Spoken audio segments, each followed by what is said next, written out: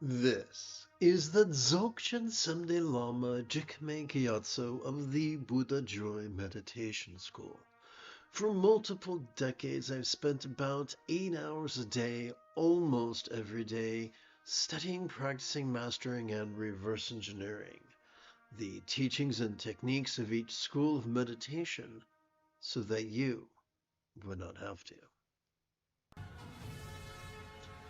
This is Qui-Gon Jinn Tuesday morning. Come, let us meditate like a Jedi.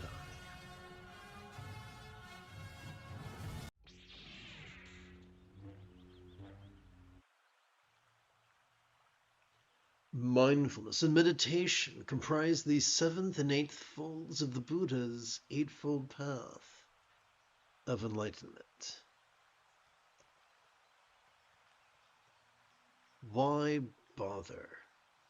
Because we live in a culture that drives us to over-focus and over-analyze to the point of so exhausting our dorsolateral and medial prefrontal cortices that we trigger our amygdala, the seat of both anxiety and aggression. However, by passively cooperating with the autonomic nervous system that is our spinal, whose core is our spinal cord, we're able to calm our anxiety and aggression and gently stimulate the empathy of our anterior cingulate gyrus. Sounds great. How do we do that? It's a two-step it's a two-step process. The first step is simply being mindful, vulnerable, and random. You see, every time we inhale, whether we know it or not, we have evolved to automatically access the middle bit of our spinal cord, which functions as the core of our sympathetic nervous system.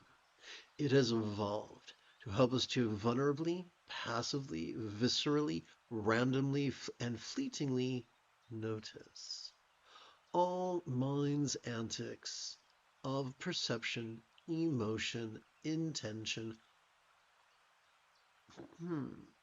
That's supposed to be, cognition, recollection, and imagination. All of them, from the external to the internal, from the physical to the mental, from the pleasurable to the painful, from the interesting to the boring, from the glorious to the grotesque. But what are we to do with that which we have noticed? Well, we work with the tools of meditation, no self, and emptiness. No self and emptiness only makes sense when taken figuratively. Allow me to illustrate. Every time we exhale, whether we know it or not, we have evolved to automatically access both the tippy top and the very bottom of that same spinal cord. These two regions, working as a team, function as the core of our parasympathetic nervous system, which has evolved to help us to physically relax and mentally release during our exhalation to such a degree that which we noticed during our previous inhalation could fleetingly feel less stressful, less permanent, less defining,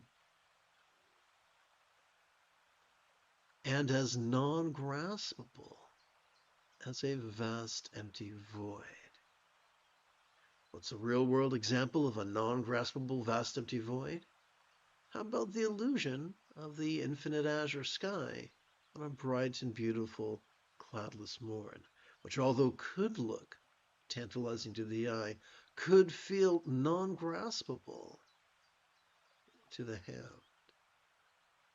And so we see that as we relax, into our exhalation. Whatever labeling or sense of self we might have noticed during our previous inhalation could feel less stressful, less permanent, less defining, and not as non-graspable as a vast empty void. Having solved the mystery of no self and emptiness, we're faced with a shattering of a preconception. No matter how profound our realization of these two truths may be during our exhalation, we cannot exhale forever. And eventually we will inhale again, resetting the whole process. Well, if no self and emptiness are merely fleeting phenomena like everything else, then what is the point of mindfulness and meditation? What if mindfulness and meditation, the seventh and eighth folds of the Buddha's Eightfold Path, were the dynamo that drove one's acquisition of enlightenment? What if enlightenment was simply getting so comfortable with the entirety of the Eightfold Path that we practice it spontaneously, habitually, easily, and effectively? Most complex life forms on this planet, including humans, have evolved to be mastery machines. Consider human childhood. We mastered using the toilet, brushing our teeth, tying our shoes, riding a bike, reading, writing, and arithmetic. Did you know that simply by playing with mindfulness and meditation once every 12 hours or so, we set ourselves up to effortlessly master the remaining six folds of the path? The more we notice and relax, we cannot help but experience impermanence, no self and emptiness, whether we want to or not. The more we notice and the more we watch and rest, the more we can't help but experience the highest love, which is the spontaneous and uncontrived byproduct of mindfulness and meditation that drives us to practice kind intention, kind communication, kind conduct, and kind commerce.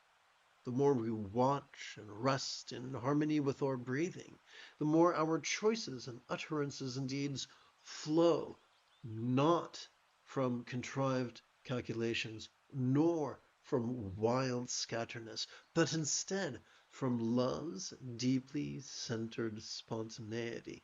This is known by many things, such as right effort, or effortless effort, or doing without doing, or wu wei, or going with the flow, or being in the zone, or expedient means. Perhaps that is why the Buddha taught in the second and final passage of his discourse on the four bases of mindfulness that one could master this path in as little as 7 days.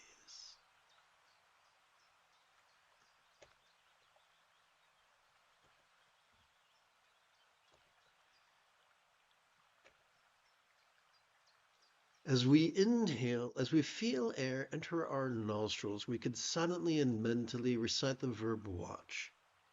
As we feel air exit our nostrils, we could silently and mentally recite the verb rest.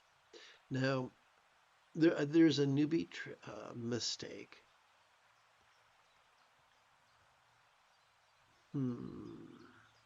What's going on here? There we go. Okay.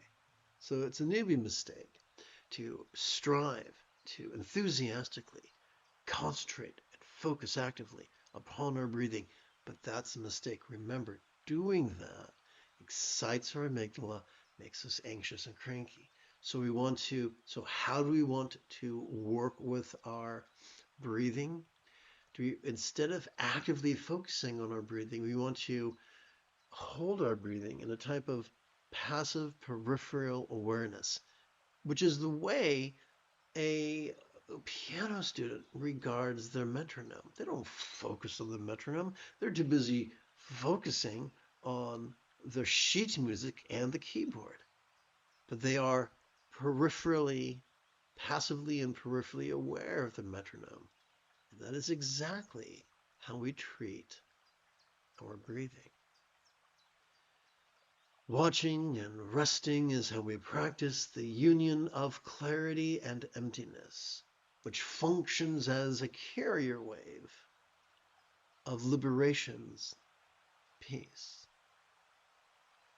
The moment you have a specific question about the meditation or techniques, about the philosophy or techniques of meditation, do not hesitate to type your question in great detail in the chat window, for I tend to check for questions about once every 13 minutes or so.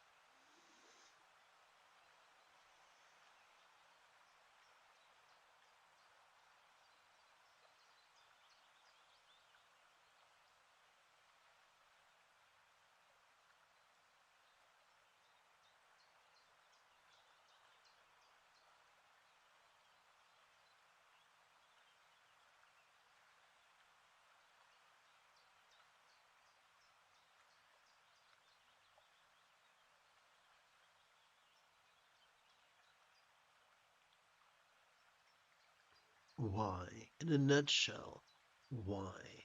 Why do we meditate? To help us to break free, at least momentarily, from the exhausting habit of actively competing against our own autonomic nervous system and instead passively cooperating with it. Doing so is the key to using all the organelles of our brain in the most wonderful way.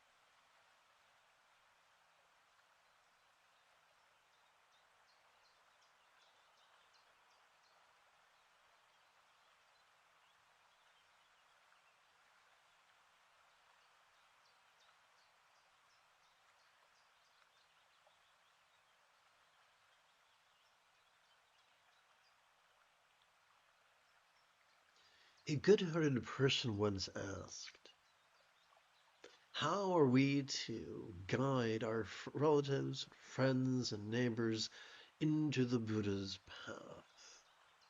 And the irony is, despite our compassion for their suffering and our love for them, it is not our job to make them do anything. It is not our job to coerce. Love and coercement are antithetical.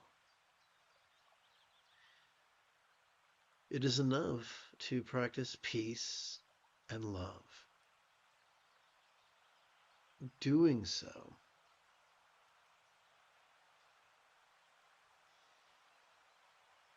it is the watching and the resting that drive our peace and love, and that drive our love's deeply centered spontaneity. With our only intention on those things, watching, resting, and loving, everything else will take care of itself. We don't have to have multiple agendas. We don't have to coerce people. That is the most efficient path. People are not as thick as we dumb they are. People can spot our agendas and our intentions. Then what do we do with our agendas and intentions, even the most kind ones? We watch them and we rest in harmony with our breathing. And we find that we more and more lovingly, calmly go with the flow.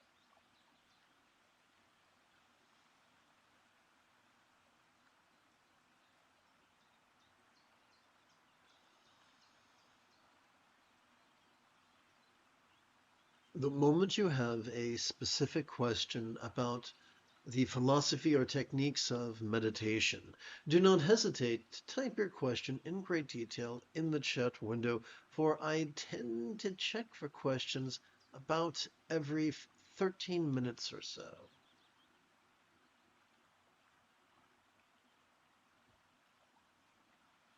I'm going to shift gears. As we feel our chest swell with breath, we could silently and mentally recite the verb feel. As we feel our chest subtly sink as gently we exhale, we could silently and mentally recite the verb rest. This practice of the union of bliss and emptiness could function as a type of carrier wave, supporting enlightenment's love.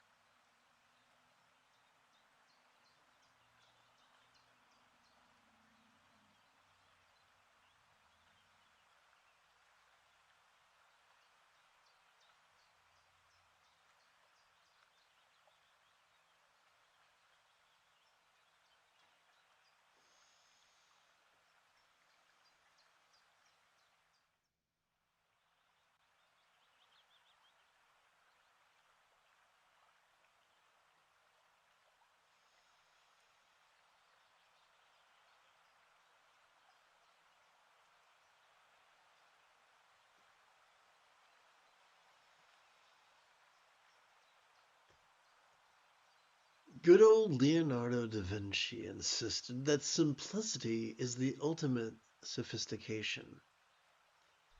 Perhaps that is why, many centuries before, the Buddha taught that all our needs and all our desires fit snugly within the four bases of mindfulness: the mental, the interpersonal, the physical, and the circumstantial. Therefore, let us bring our personal needs and desires into the path of universal love, and thus practice the union of love and emptiness.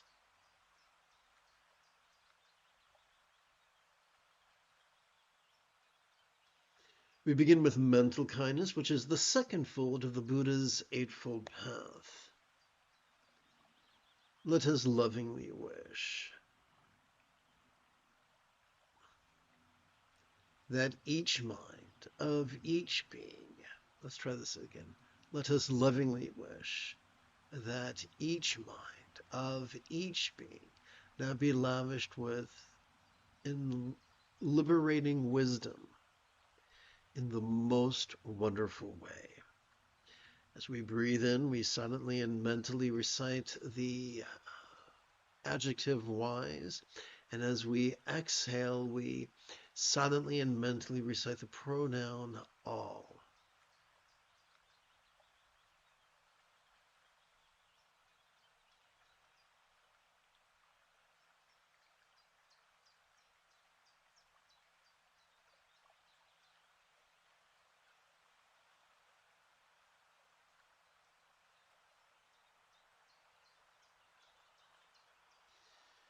As we practice the union of love and emptiness, we come to interpersonal kindness, the third fold of the Buddha's Eightfold Path. Let us kindly wish that each being's experience of the interpersonal be profoundly marinated in enlightenment's love. As we breathe in, let us silently and mentally recite the adjective love, and as we breathe out, let us silently and mentally recite the pronoun all.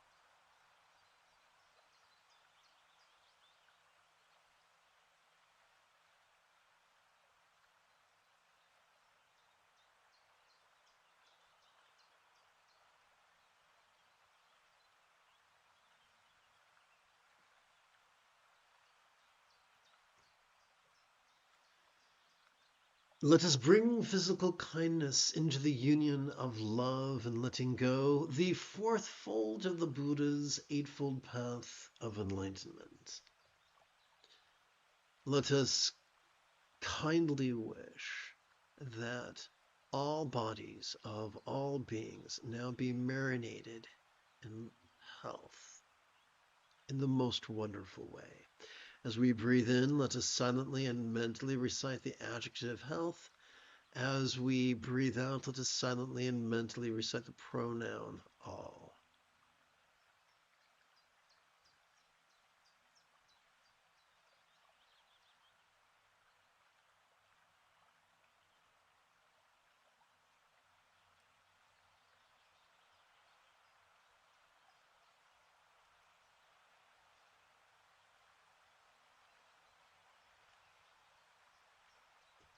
We conclude our practice of the union of love and letting go by bringing the circumstantial into the path, which is the fifth fold of the Buddha's Eightfold Path of enlightenment.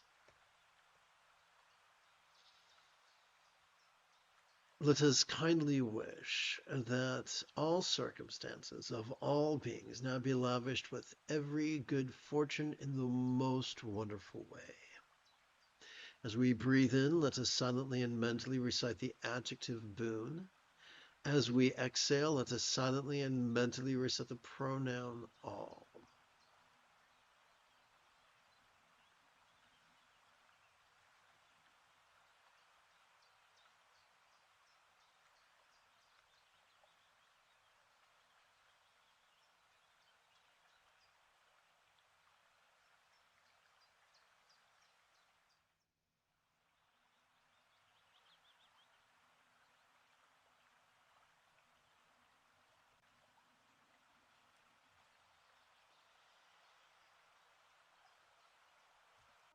you have taken your first step into a much larger world. If you feel that I have earned it, you could give this live stream a thumbs up. You could even help support this channel. For Meditate Like a Jedi is made possible thanks to the generosity of viewers just like you. In approximately 11¼ hours, I would very much like to return to lead today's dusk group practice of meditating like a Jedi. And if you are as geeky as me, may the Force be with you always.